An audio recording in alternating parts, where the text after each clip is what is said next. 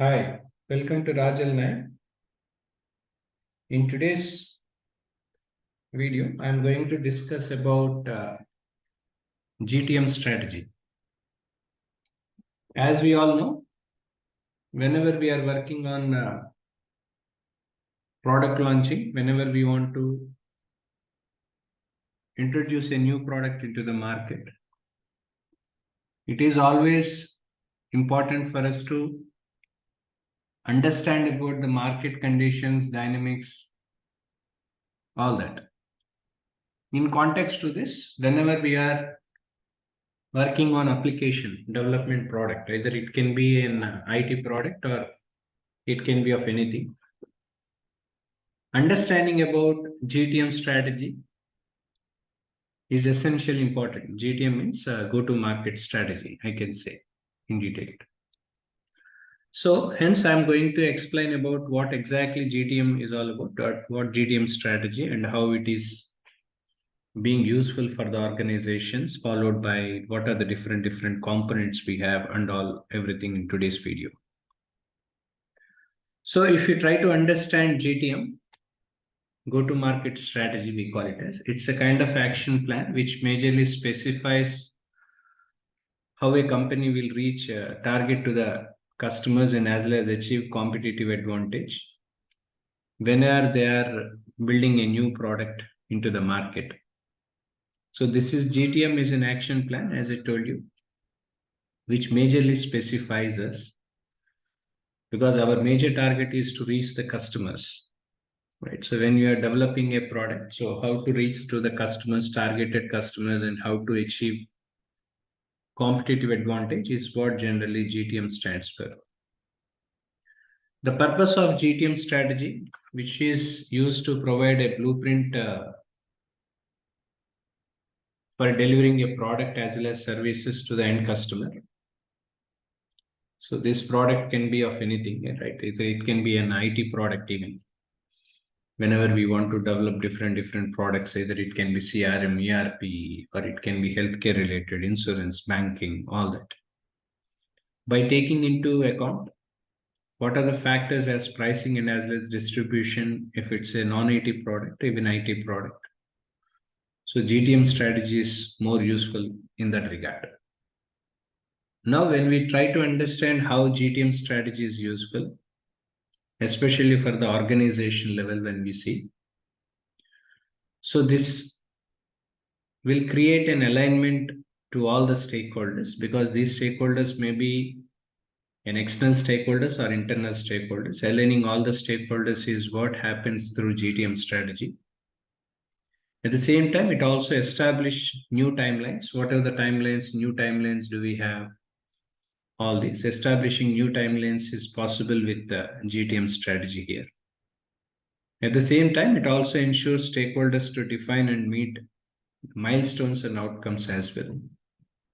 Because for every product, whenever we are going to build, there are some milestones and as well as milestones which we have to achieve, right? So being a stakeholders and all, being in business development especially, we need to ensure stakeholders to define and as well as meet the milestones and as well as outcomes what we have defined and what we have targeted for.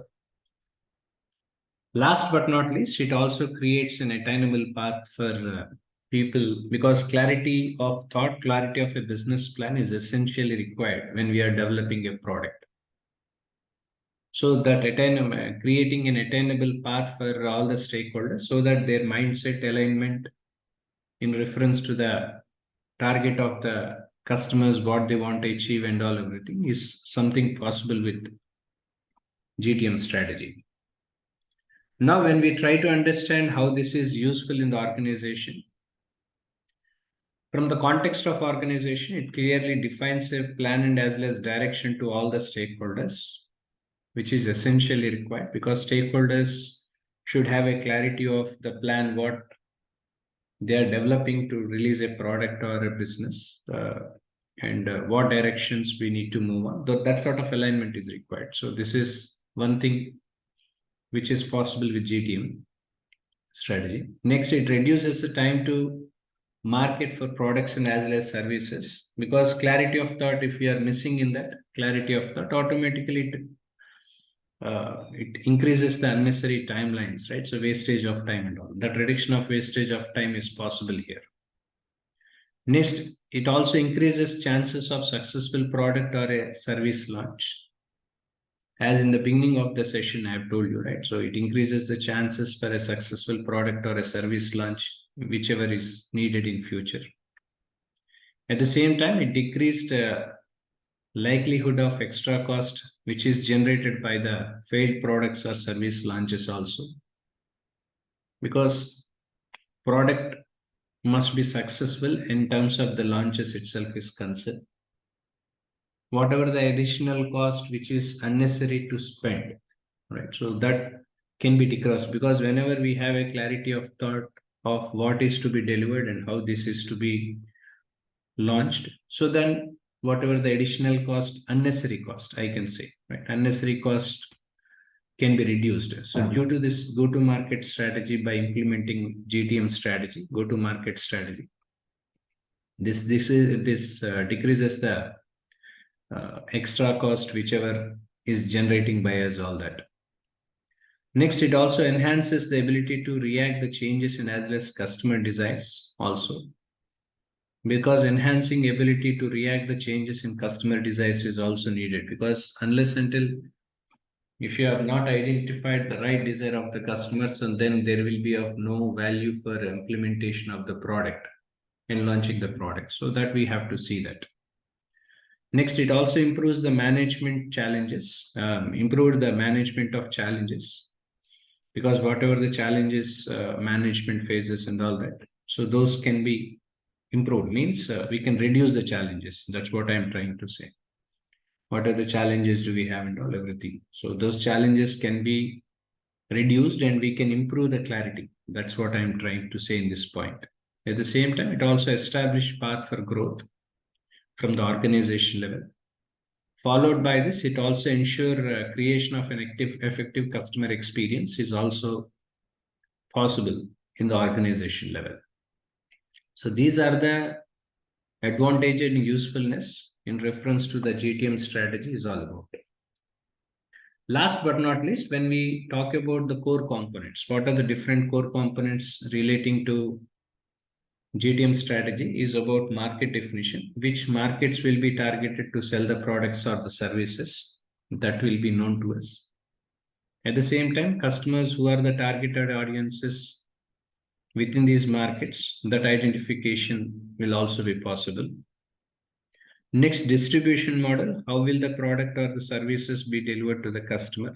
So that also possible as far as the core components of GTM strategy is concerned.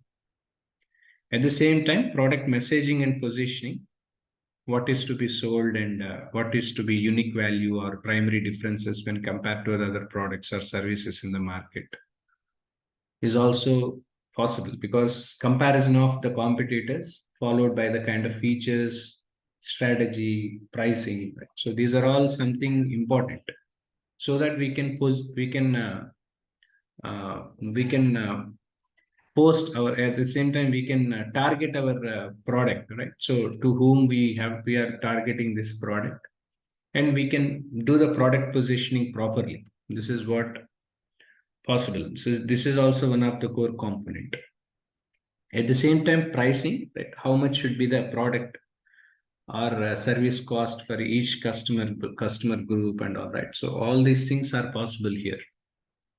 So these are all the aspects which comes under the core components in reference to the GTM strategy is all about. So hence, in a short note, if I try to say, GTM is a kind of strategy which majorly useful whenever we are going to deliver or whenever we are doing this planning, right? So product planning, product launching and all, everything.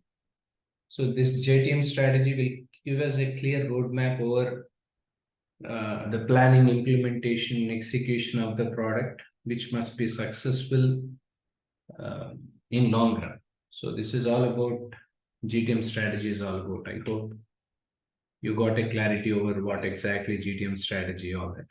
This is all about this video. If you have any questions, if you have any queries in regard to that, please reach out to the contact which will be given in below to this video. Thank you.